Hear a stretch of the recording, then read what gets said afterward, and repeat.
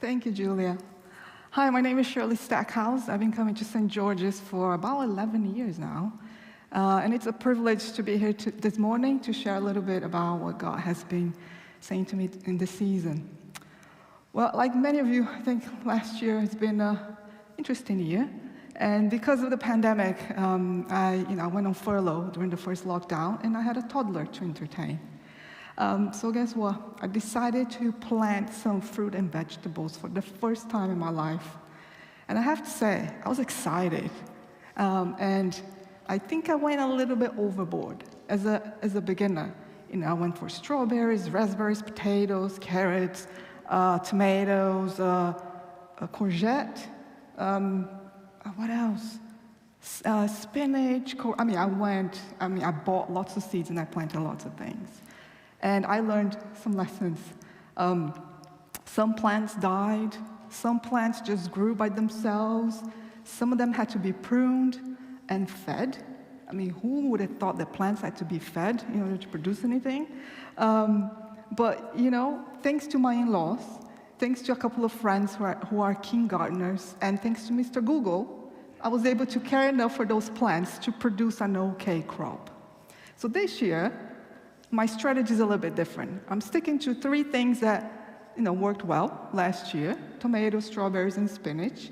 But I'm introducing cucumbers because I do like some good cucumbers. Now, cucumbers, I've learned, they like to be in a warm place. So I know they're going in a greenhouse. But they also have a sensitive root system, which I'm trying to figure out how that's going to play out this year. But I have to say that already they don't look so good. I think we have a keen waterer in the house. And I've had to pluck some of the leaves out that look a little bit poor. So I'm hoping that as the weather gets warmer, the plants will continue to grow so that in time, by the end of the summer, I'll have some cucumbers to enjoy. Now, why am I telling you about this? I think it's springtime. I think some of you in this room and at home as well, you probably relate to some of this.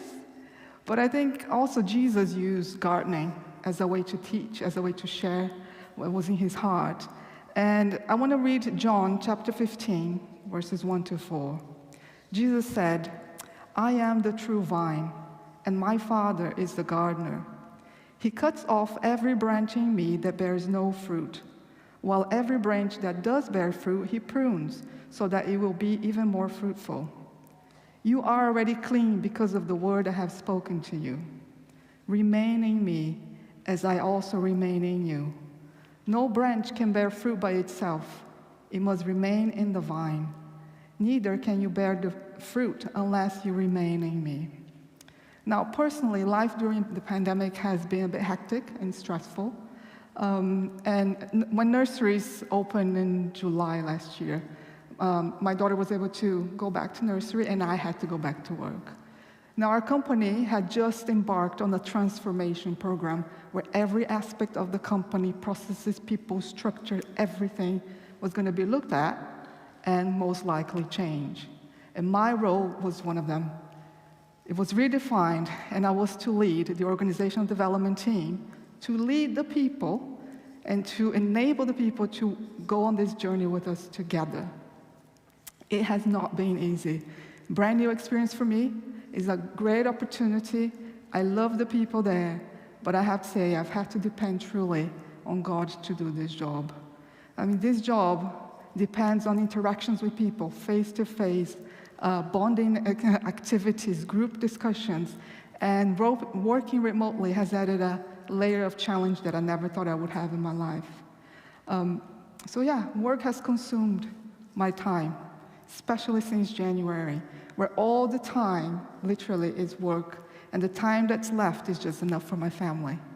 Now, in times like this, when it's difficult to make time to read the Bible, to even go to small group or attend online even, which is so easy, it's been a struggle. But John 15, especially verse 4, is what God always draws me back to. "Remain in me," Jesus said, "as I also remain in you. No branch can bear fruit by itself. It must remain in the vine. Neither can you bear fruit unless you remain in me." Regardless of what's going on in my life, my prayer is always that I will honor God in my actions, in my words, in my work, that somehow I can bless others, produce fruit. I mean, fruit is to be enjoyed by someone else, isn't it? Fruit is not going to enjoy itself. So that has always been a prayer in my heart. And I have to say, sometimes all I can do is pray in the morning. Not even get up in my bed.